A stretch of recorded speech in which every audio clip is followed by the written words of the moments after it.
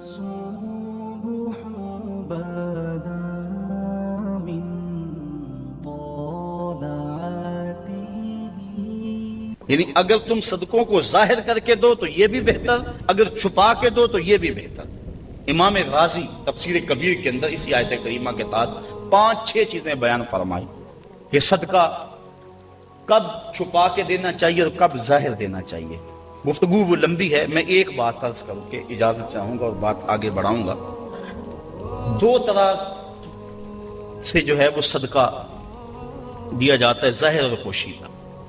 اور اس میں اگر کسی شخص کو آپ دے رہے ہیں، کسی ذات کو دے رہے ہیں، تو پھر اس وقت مستحب اور بہتر یہ ہے کہ آپ چھپا کے دیں.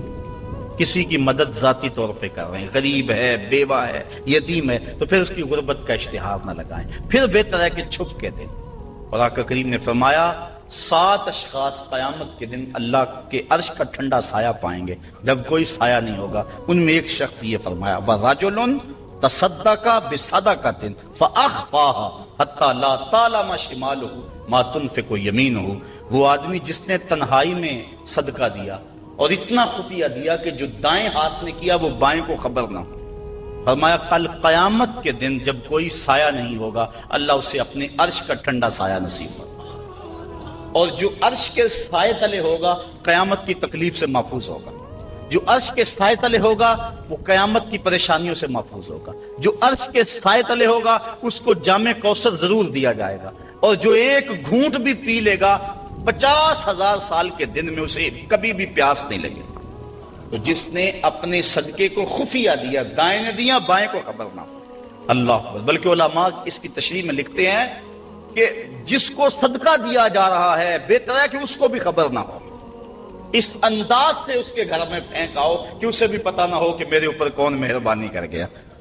اللہ اکبر. اگر ایسا ہو تو یہ انتہائی خفیہ حالت ہے.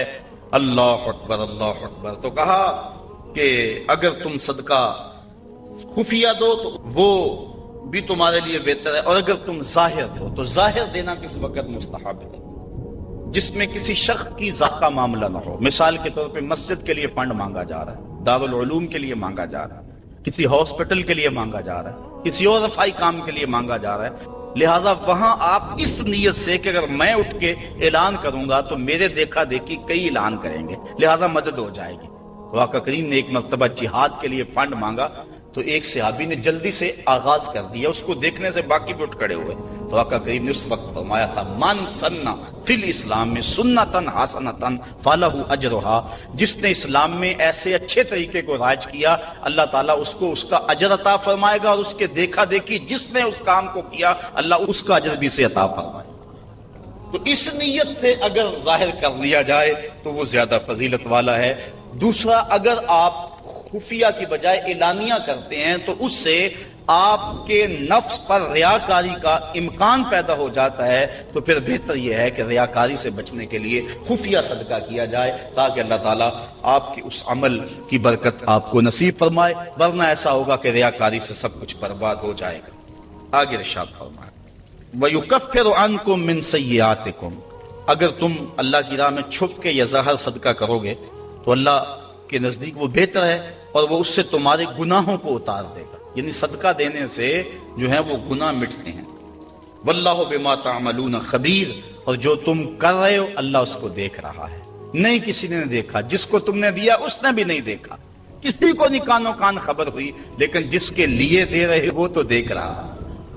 اللہ اکبر. یہ اپنی اپنی نیت پر منحصر ہے کہ کس کی نیت کیا ہے. لیس علیک ہداہم ولکن اللہ یہدی من یشاء. اے حبیب آپ کے اوپر لازم نہیں ہے کہ ان کافروں کو جو ہے وہ آپ ہدایت دیں، بلکہ اللہ جس کو چاہتا ہے ہدایت دے دے. یہ کفار کو صدقہ دینے کے جواز پر آیت نازل ہوئی. صحابہ صدقہ اپنا دیتے تھے، اپنوں کو مسلمانوں کو بھی، لیکن ان کے رشتہ دار کافر بھی ہوتے جو پریشان ہوتے تو دل میں آتا یہ کافر ہیں، تو اللہ تعالیٰ نے اجازت دی کہ ان کو بھی آپ دے سکتے ہیں. تو کافر کو صدقہ واجبہ نہیں لگتا، یعنی زکوٰۃ نہیں لگتی، صدقہ فطر نہیں لگتا، اور جو منت کا جو صدقہ ہے وہ نہیں لگتا، واجبہ نہیں لگتا. نافلہ صدقے جو ہیں ویسے تعاون کر دیا جائے تو وہ اس کو لگ جاتا ہے. اس کی دلیل قرآن مجید کی یہ آیت ہے. وما تنفقوا من خیر فلانفسکم، اور تم جو اچھی چیز دو تو تمہارا ہی اس میں بھلا ہے، فائدہ تمہیں ہی ہوگا، تمہارا ہی بینک ہے۔ وما تنفقون الا ابتغاء وجہ اللہ، اور تمہیں خرچ کرنا مناسب نہیں مگر اللہ کی رضا چاہنے کے لیے۔ وما تنفقوا من خیر یوفى الیکم، اور جو مال تم خدا کی راہ میں دو گے اس کا تمہیں پورا پورا اجر ملے گا۔ وانتم لا تظلمون، تمہارے سے ظلم نہیں کیا جائے گا، جدیا اس کا پورا پورا اجر ملے گا۔ للفقراء الذین احصروا فی سبیل اللہ، یہ کہا کہ کافروں کو تم صدقہ دے سکتے ہو، لیکن فرمایا تمہارے صدقے کے زیادہ حقدار وہ ہیں۔ کون؟ للفقراء الذین، وہ فقیر لوگ، احصروا فی سبیل اللہ، جو اللہ کی راہ کے اندر رکے ہوئے۔ اس سے مراد احصروا فی سبیل اللہ سے مراد مفسرین نے اصحاب صفہ لیے ہیں۔ یہ 400 کے قریب صحابہ تھے، 300 سے لے کر 400 تک ان کی تعداد مختلف روایات میں آئی ہے۔ جو مسجد نبوی میں رہتے تھے، ان کا نہ کوئی گھر تھا نہ ان کے اہل تھے، بس سارا دن مسجد نبوی میں رہتے۔ حضور نے ان کے لیے ایک چبوترا بنوا دیا جس کو صفہ کا چبوترا کہا جاتا ہے، تو وہ اس پہ بیٹھے رہتے، حضور کے انتظار میں رہتے۔ آقا کریم آتے تو وہ حضور سے دین سیکھتے، بلا تعین اوقات حضور سے دین سیکھتے۔ کسی غزوے پر حضور ان کو چاہتے تو ساتھ لے جاتے، کسی سرایہ پہ بھیجتے تو وہ حضور کے حکم کی جو ہے وہ تعمیل کرتے۔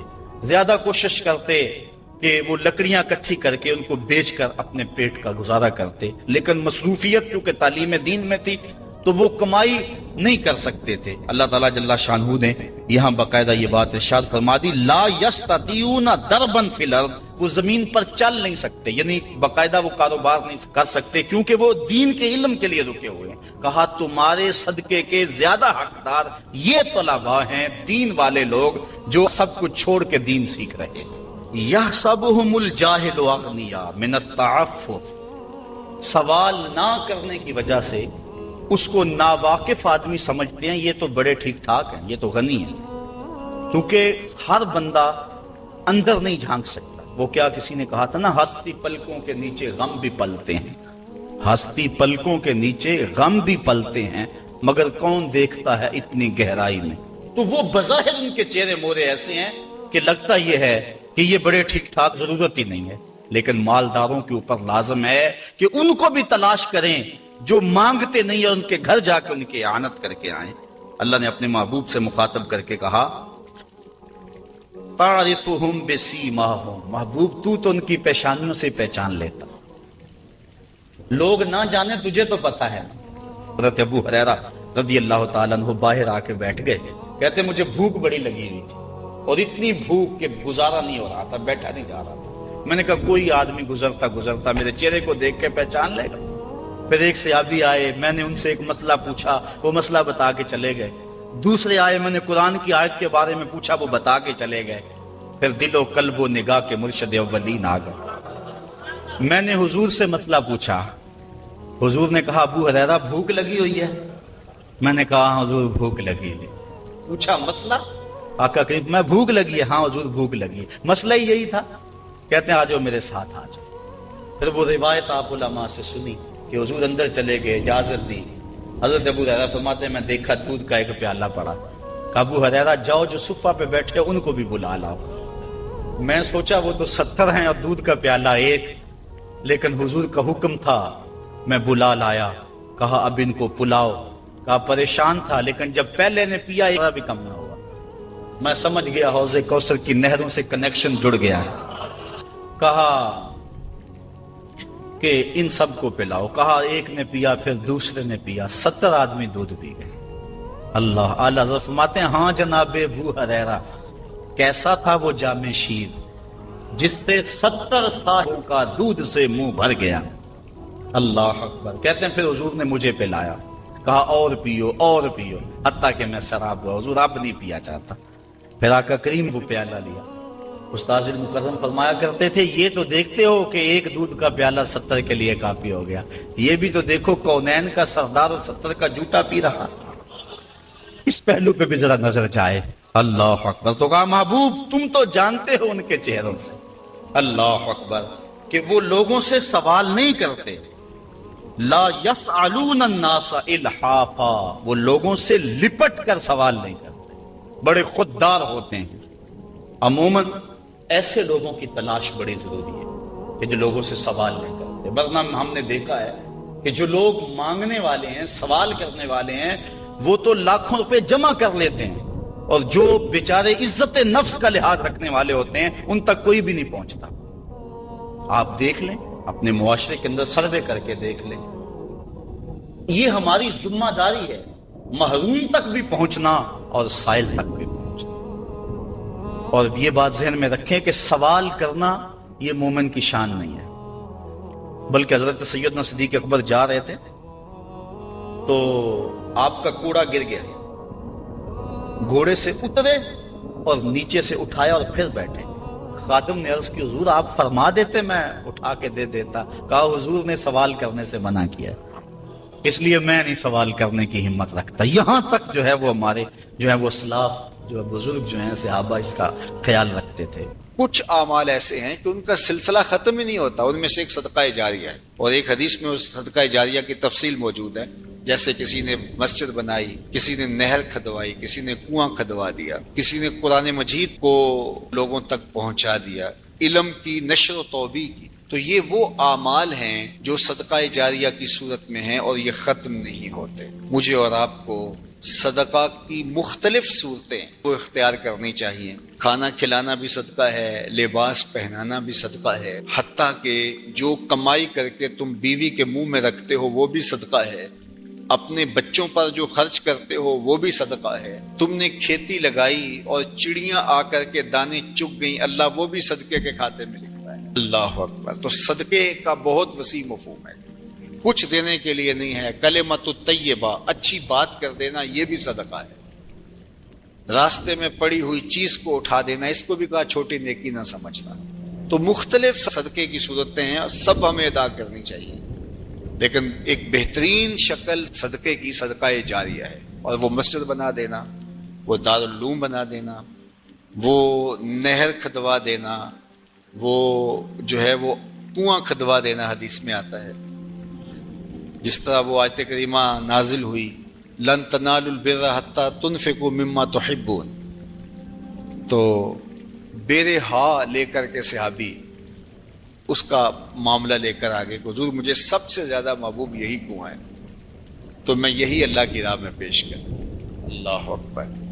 تو وہ صدقہ جاریہ کی شکل ہے۔ دور موجود کے اندر جن علاقوں میں پانی نہیں ہے، آر او پلانٹ وہاں لگا دینا، یہ کنواں کھدوانے کا دور موجود کے اندر ایک منظم طریقہ ہے۔ بلکہ ہمیں نیت کرنی چاہیے۔ میں تو پچھلے دن کہیں تھا تو تقریباً اہل خیر بیٹھے تھے، تو میں نے کہا تھا کہ آپ کو بھی کہتا ہوں، اور میں خود بھی اس کی نیت کی ہے، اور انشاءاللہ اللہ نے توفیق دی تو ہوگا بھی، کہ ہر شخص ہم میں سے ارادہ کرے، جس کے پاس مال ہے وہ تو کرے ہی کرے، جس کے پاس مال نہیں ہے وہ بھی کرے، اللہ اس کو مال دے گا۔ ہر شخص ارادہ کرے کہ میں زندگی میں کم از کم ایک مسجد تو بنواؤں گا، میں زندگی میں ایک جامعہ تو بنواؤں گا۔ تو یہ اگر ہم نیت کر لیں تو نیت المومن خیر من عملہ، تو اس کا ثواب آج سے ہی شروع ہو جائے گا۔ نیت وہ والی نہیں ہے کہ جب مال ہو تو پھر نیت ٹوٹ جائے۔ کچھ نیتیں ایسی ہوتی ہیں بندہ پہلے نیت کرتا ہے جب مال نہیں ہوتا۔ ایک واقعہ مشہور ہے کہ ایک آدمی چڑھا اس کے اوپر، کھجور کے اوپر توڑنے کے لیے، تو وہاں ایک سانپ بیٹھا ہوا تھا، تو اسے نہیں پتا تھا، جب خوشے کو ہاتھ ڈالنے لگا تو ایک خوفناک سانپ دیکھا تو ڈر گیا اور فوری نیچے سرکنے لگا اور کہا اللہ اگر اس سانپ کے قہر سے تو مجھے بچا لے تو تیری راہ میں اونٹ خیرات کروں گا، اور نیچے سرکنا شروع کیا۔ 10 15 20 فٹ نیچے ہو گیا، لیکن وہ ابھی بھی اس کی طرف غسیلی نظروں سے دیکھ رہا تھا، لیکن کچھ تھوڑا سا محفوظ ہو گیا۔ کہا مالک اگر تو مجھے اس سے بچا لے تو تیری راہ میں اونٹ خیرات کروں گا۔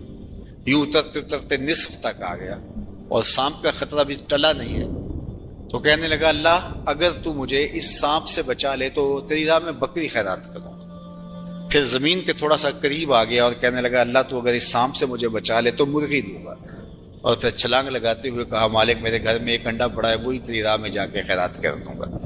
تو اونٹ سے چلا اور معاملہ انڈے تک پہنچا. یہ صادق النیہ نہیں ہے. اللہ کے محبوب علیہ السلام نے حضرت ابو کبشہ الانماری سے ایک روایت ہے, اس میں فرمایا لوگ چار طرح کے, ان میں سے دوسری قسم کے لوگوں کا ذکر فرمایا وَرَجُلٌ رَزَقَهُ اللَّهُ عِلْمًا وَلَمْ يَرْزُقْهُ مَالًا.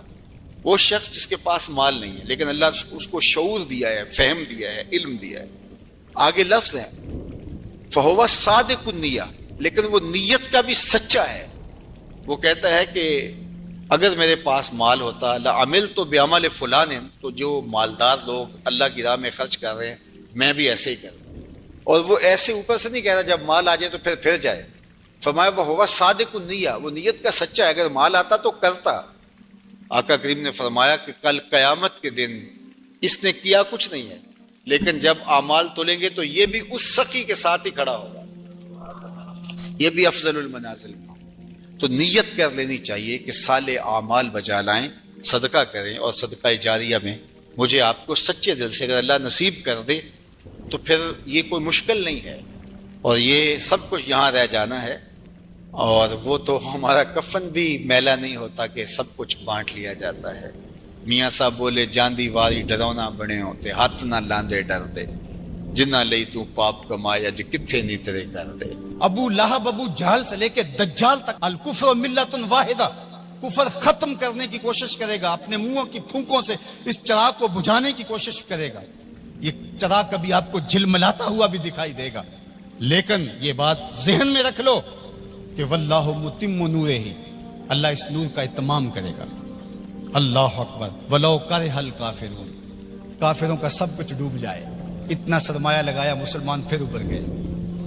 منگولوں نے کیا کچھ نہیں کیا تھا, بغداد کو اجاڑ کے رکھ دیا, دریائے دجلہ کا بند توڑ دیا, انسانی کھوپڑیوں کے مینار تعمیر کیے گئے, 1.25 لاکھ لاشیں تہ خانوں سے ہم نے نکالی, اور کوئی نہیں کہتا تھا کہ مسلمان اب دوبارہ اٹھ پائیں گے. لیکن ہے یا یورش تاتار کے افسانے سے, پاسباں کعبے کو مل گئے صنم خانے سے. ان اللہ یؤید ھذا الدین بید الرجل الفاجر, اللہ برے لوگوں سے بھی اس دین کا کام لے لیتا ہے. واللہ متم نورہ, وہ اس نور کو ہر صورت میں پورا کر کے دکھائے گا. یقین کا چراغ ہمارے ہاتھ میں تھما دیا. یہ چراغ کبھی بھی آپ کے ہاتھ سے نہیں چھوٹنا چاہیے کہ دین غالب ہوگا. والذی ارسل رسولہ بالہدی ودین الحق لیظہرہ علی الدین کلہ, اللہ تعالیٰ نے رسول کو حق اور ہدایت کے ساتھ مبعوث اس لیے کیا ہے کہ تمام ادیان پر دین اسلام کو غالب کرے گا. اگرچہ مشرکین کو ناپسند ہو, ساری ان کی محنت ڈوب جائے گی, ساری کمائی ڈوب جائے گی. اتنا سرمایہ کیا, یہ ٹیکنالوجی کے کھڑے کیے گئے پہاڑ, یہ خریدے گئے غدار, یہ کائنات کے اندر ان کے عالی دماغوں کی محنت, دسیسہ کاریاں, پھیلائے گئے جال, یہ سب ضائع ہو گیا. اور اسلام جب اٹھتا ہے تو پھر اسلام اٹھ کے کھڑا ہو جاتا ہے. واللہ متم نورہ, اللہ اپنے نور کو ہر صورت میں اس کا اتمام کرے گا. اب اتمام دین کے لیے اس نے حضور کے غلاموں سے کام لینا ہے. آپ آئے ہو, دھوپ میں بھی بیٹھے ہو, آج عہد کر کے جاؤ کہ ہم اتمام دین کی تحریک میں عملاً شریک ہوں گے. اللہ اکبر. اور وہ کس طرح ہوگا؟ اللہ اور اس کے رسول کے ساتھ ہمارا تعلق اگر مضبوط ہوتا ہے تو اتمام دین ہوگا. پہلی بات ذہن میں رکھ لیجئے گا, دین کبھی بھی مغلوب نہیں ہوا, دین غالب رہا. دلائل و براہین کی روشنی میں دین ہمیشہ غالب تھا. سیاسی طور پہ ہم مغلوب ہوئے اور ٹیکنالوجی میں ہم مغلوب ہوئے, مختلف جگہوں پہ مختلف ذرائع میں ہم مغلوب ہوئے, لیکن اپنی فطری صداقت کے اعتبار سے دین کبھی مغلوب نہیں ہوا. دیگر عنوانات سے ہماری مغلوبیت ہے. اسلام اپنے فطری مزاج کے ساتھ غالب ہے. اللہ اور اس کے رسول کے ساتھ ہمارا تعلق مضبوط ہونا چاہیے, سطحی نہیں ہونا چاہیے. ہمارا تعلق مضبوط ہونا چاہیے. ہماری محبت نعروں تک محدود نہیں ہونی چاہیے. ہماری محبت صرف ہمارے لباس اور ہماری وضاحت تک محدود نہیں ہونی چاہیے, بلکہ محبت رسول کا تقاضا یہ ہے کہ ہماری روحیں بھی حضور کی غلام ہونی چاہیے, ہمارا جسم بھی حضور کا غلام ہو. ہمارا طرز زندگی, انداز معاشرت, اٹھنا بیٹھنا, رویے, شادی بیاہ, مرگ, سب کچھ حضور کی غلامی کے سانچے میں ڈلی ہو. دوسرا کام آپ نے جو کرنا ہے وہ کتاب اللہ سے ربط مضبوط کرنا ہے. جتنا مضبوط ربط قرآن سے قائم ہوگا امت اوپر چلی جائے گی. صرف نعروں سے نہیں, صرف باتوں سے نہیں, میری گفتگو سے نہیں, اس اجتماع سے نہیں, آپ نے قرآن سے اپنے ربط کو مضبوط کرنا ہے. کوئی دن آپ کا نہ گزرے قرآن کے بغیر. ہم اپنے ابلاغ کو مؤثر بنائیں. اور یہ صرف مبلغین کے لیے ہی نہیں ہے، یہ ہر شخص ذمہ دار ہے کہ وہ حضور کے دین کے میسج کو آگے منتقل کرے. مؤثر تبلیغ کا انداز ہوگا تو اثر انداز ہوگا. اگر تبلیغ کا انداز مؤثر نہیں ہے تو وہ الٹا نقصان کا سبب ہوگا. اخلاق و کردار کی خوبصورتی ہر صورت کے اندر اس امت کو حاصل کرنی ہوگی. امت گر جائے، امت عروج پہ ہو، جس صورت کے اندر بھی ہیں، اپنی گفتگو کو، اپنے طرز زندگی کو، اپنے انداز معاشرت کو خوبصورت رکھیں گے اور ہمارا کردار بتائے گا کہ ہم حضور کے غلام ہیں، تو ہم چاہے ایک ہی فرد ہوں گے تو اس پیغام کو لے کر آگے بڑھ جائیں گے. لیکن لاکھوں بھی ہوں گے لیکن بدتمیز ہوں گے کردار کے اعتبار سے، رویوں کے اعتبار سے، اخلاقیات کے اعتبار سے، تو پھر کچھ بھی نہیں ہوگا. ہم ایک جھاگ کی طرح ہوں گے. تعلیم کا نظم امتوں کو کھڑا کرتا ہے اور تعلیم کے ذریعے سے قومیں آگے بڑھتی ہیں، اور جہالت ہی قوموں کی بربادی کا سبب اور ذریعہ ہوتا ہے. اسی لیے ادارۃ المصطفیٰ نے اس سیکٹر کے اندر خاص طور پہ اپنے کام کو آگے بڑھانے کا آغاز کیا ہے. اس لیے کہ منبر و محراب کو اگر صالح افراد نصیب ہو جائیں جو دین کی روح کے مطابق ان تک پیغام پہنچا سکے تو یہ امت کھڑا ہوتے ہوئے دیر نہیں لگے گی. اسی طرح دوسرا کردار والدین کا ہے، تیسرا کردار معلمین کا ہے. امت سازی کے عمل میں یہ تین کردار انتہائی اہم ہیں. اور چوتھا کردار دور موجود کے اندر میڈیا کا ہے، جس سے ہم سر دست کوئی توقع نہیں رکھ سکتے. لیکن یہ تین کردار جو ہیں یہ انتہائی اہم ہیں. ان کرداروں کو ہمیں سنبھالنا پڑے گا. غلبہ دین کا شوق جنون کی حد تک ہمارے سینے میں موجود ہونا چاہیے. لیکن یہ بات ذہن میں رکھے کہ اگر ہم یہ نہیں کر پاتے تو ہمارے ذمے نہیں ہے. ہمارے ذمے جو ہے وہ کوشش اور محنت کرنا ہے. جب انسان یہ طے کر لیتا ہے کہ یہ میں نے کرنا ہی کرنا ہے اور وہ نہیں ہو پاتا تو وہ مایوس ہو جاتا ہے. اس لیے غلبہ اگر ہو جاتا ہے تو یہ بہت اچھی بات ہے. بلکہ میں نے یہ بات کئی دفعہ کہی ہے کہ ہمارا کام صفیں سیدھی کرنا ہے، اللہ امام کو بھیج دے گا. لیکن خود اگر ہم کہیں کہ ہم امام بن کے بھی ہم نے بیٹھنا ہے تو پھر گھر کا راستہ بھول گئے. ہم گھر جانے کی جلدی میں پھر ہم راستہ بھول جائیں گے. ادارۃ المصطفیٰ ایک مربوط فکر کا نام ہے، اس کے طے شدہ اہداف ہیں. لیکن یہ بات ذہن میں رکھیے گا کہ ہم ایک طوفان سینے میں رکھنے کے باوجود ایسی جلد بازی کبھی نہیں کریں گے جس سے ہمارا راستہ کھوٹا ہو جائے. ہم سمجھتے ہیں اور اس وقت جو دکھ پھیلے ہوئے ہیں، امت جس درد میں مبتلا ہے، ایک وقت تھا اس زمانے میں ہم بھی کہتے تھے کوئی شہر دے لوگ بھی ظالم نے، کوئی سانو مرن دا شوق بھی ہے. وہ شوق فراواں مرنے کا سینے میں موجود ہے. لیکن آج میں یہ بھی کہنا چاہوں گا کہ اے اشک آہستہ بریز کہ غم زیادست، اے آنسو ہولے ہولے برسو غم زیادہ ہے، اے شمع آہستہ بسوز کہ شب دراز است. رات بہت لمبی ہے، رات بہت تاریک ہے. اس شمع کو بچا بچا کے جلانا ہے، کہیں بجھ نہ جائے یہ چراغ اور بات آدھی رات اندھیرے میں ڈوب جائے. اگر تم چراغ ہدایت ہو، اگر تمہارے دم سے اجالے ہیں، اگر تمہاری وجہ سے اللہ کی مخلوق خیر کی راہوں کو اختیار کر رہی ہے، اگر تم امت کی ضروریات کو سمجھنے کی صلاحیت رکھتے ہو تو پھر ہولی ہولی جلو. اس لیے کہ شب دراز است، رات بہت لمبی ہے. اس لیے ہولے ہولے آہستہ آہستہ منزل کی طرف بڑھتے جاؤ. ہاں اٹھنے والا قدم رہے منزل کی طرف. چونٹی کی چال پہ بھی چلو گے تو منزل پہ پہنچ جاؤ گے. امت کے تصور کو ہمیشہ اجاگر رکھنا، حضور کی امت بن کے رہنا. آپ اپنی شناخت کو، آپ کی علاقائی شناخت ہے، آپ کی مسلکی شناخت ہے، آپ کی خاندانی شناخت ہے، آپ کی جو بھی شناختیں ہیں ان شناختوں کو باقی رکھو. میں ان شناختوں کا انکار نہیں کرتا، لیکن آپ کا تعارف امت کے حوالے سے آگے بڑھنا چاہیے. اور امت یہ ایک آفاقی تصور ہے کہ جو آپ کو کھڑا کر دے گا اور آقا کریم علیہ السلام کی تسکین قلب کا سبب اور ذریعہ بنے گا. جب علماء مشائخ ایک دوسرے کے جبے ادھیڑ رہے ہوتے ہیں، منبر رسول جو حضور کا دیا ہوا ہوتا ہے اس پہ ایک دوسرے کو کافر کہہ رہے ہوتے ہیں اور کسی کو کافر کہنے پہ جشن منا رہے ہوتے ہیں اور ان کی پگڑیاں ادھیڑ کے اس کی دھجیاں بکھیر رہے ہوتے ہیں اور اس پہ رقص کر رہے ہوتے ہیں. गुंबद खजरा में रसूलुल्लाह को कितनी तकलीफ होती होगी। तो इसलिए उम्मत बन के रहो, बिखर के ना रहना। सियासी शऊर अच्छी तरह से आप पे अंदर होना चाहिए।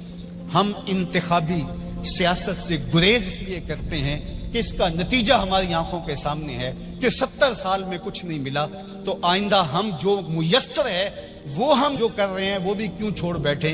इसलिए कि जो मैं कर रहा हूं उससे हकीकी सियासी शऊर पैदा होगा, रिजाले कार पैदा होंगे, अफराद साजी के अमल से हम गुजर रहे हैं। वो एक जमाने में मुझे किसी ने कहा कि आप जरूर आइए, और बड़ी ही मोहब्बत का इजहार किया और बहुत सब्ज बाग भी दिए। तो मैंने उनको पीर नसीरुद्दीन अलैहि रहमा का एक कौल सुनाया कि एक जमाने में उनको वक्त के एक हुक्मरान ने कहा कि जनाब आप आइए, हम आपको वजीर बनाना चाहते हैं। तो उन्होंने हंस के कहा मैं बादशाह, तो मैंने वजीर बनाना चाहना है। इसलिए हम इंतखाबी सियासत का कोई अमली नतीजा नहीं देखते।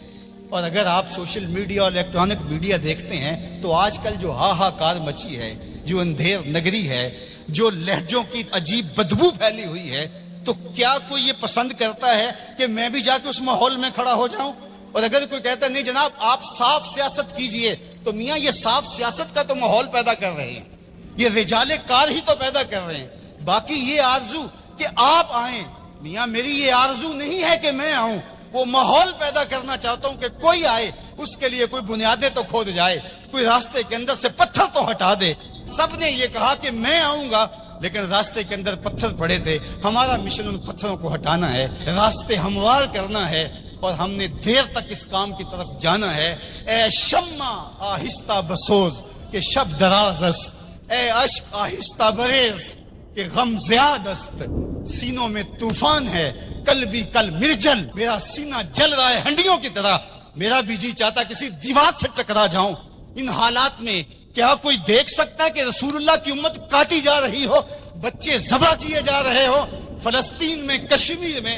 लेकिन क्या इसका इलाज मेरे पास सियासत के मैदान में छलांग लगा देनी है, जहां टांगे तड़वा बैठूं और जो मुयस्सर है वो भी ना कर सकूं?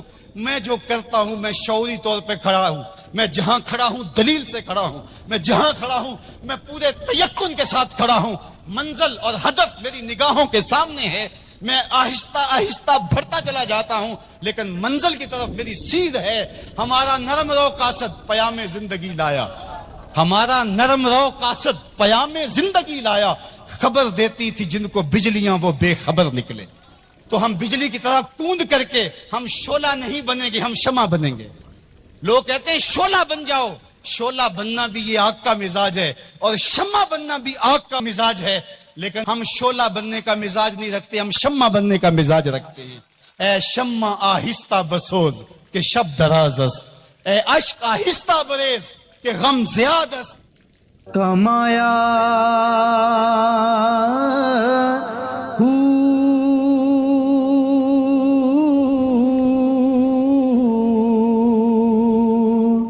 ना मैं भज मसीती वड़िया, ना तस्बा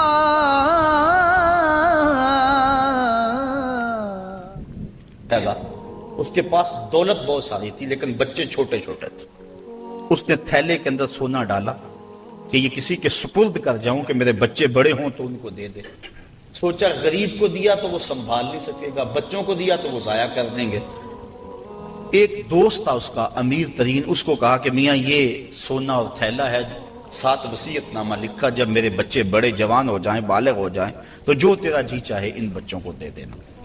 ये उसने वसीयत की और वो सब कुछ उसके सपुर्द किया। बच्चे जवान हुए, उसने लोगों को बुलाया, बच्चों को बुलाया, सोना थैला सब कुछ सामने रखा, वसीयतनामा पढ़ा।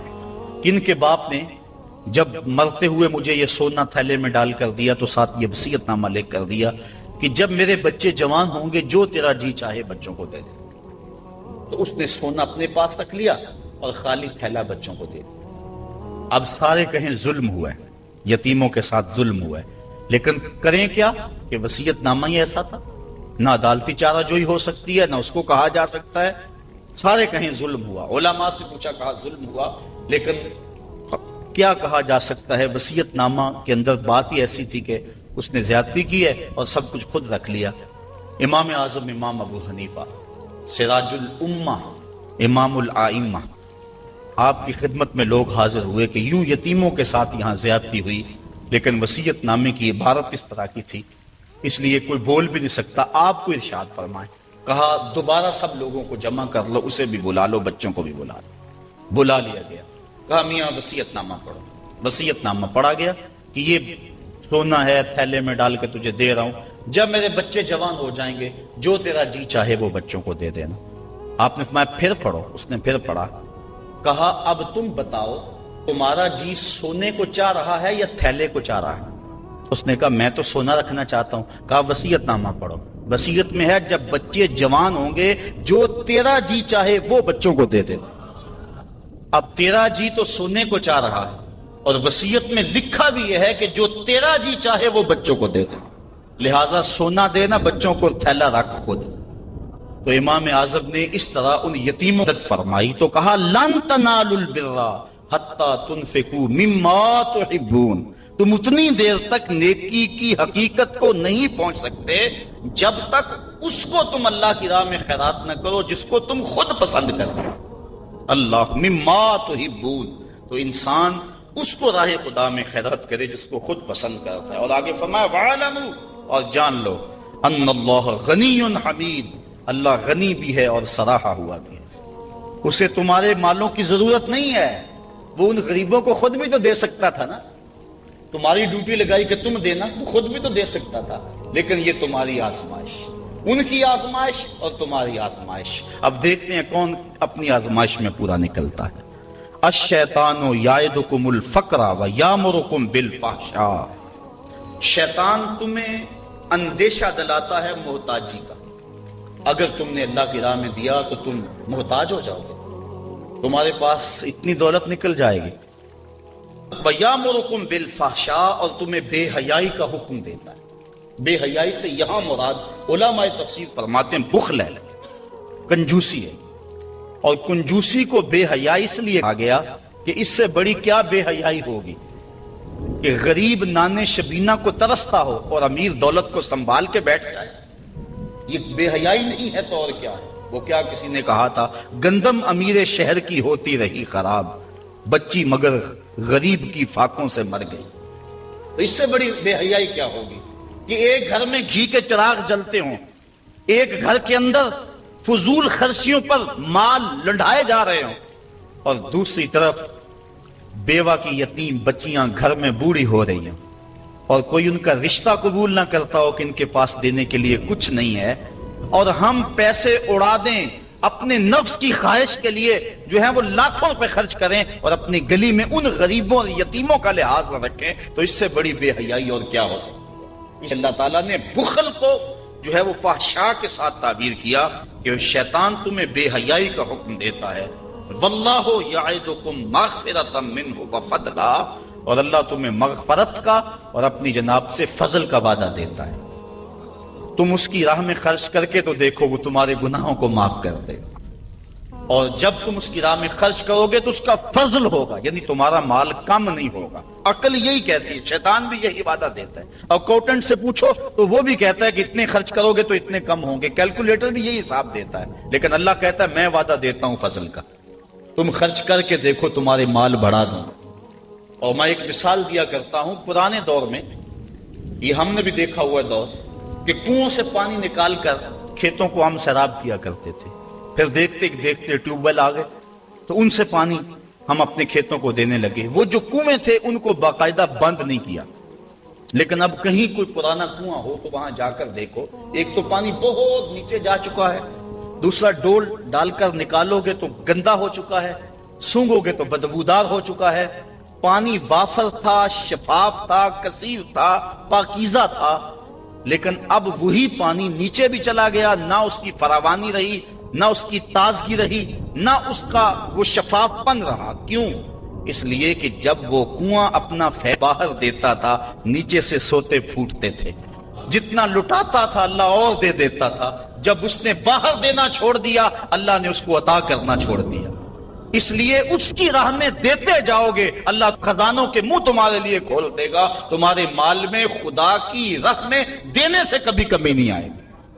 اگر کسی کا مال کم ہوا ہے، کاروبار لوگوں کے دیکھیں ہم نے بڑے بڑے کاروبار اس میں ختم ہو جاتے ہیں، دل کا ایام نداولھا بین الناس، دن پلٹتے رہتے ہیں، آج اور کل کیفیت اور۔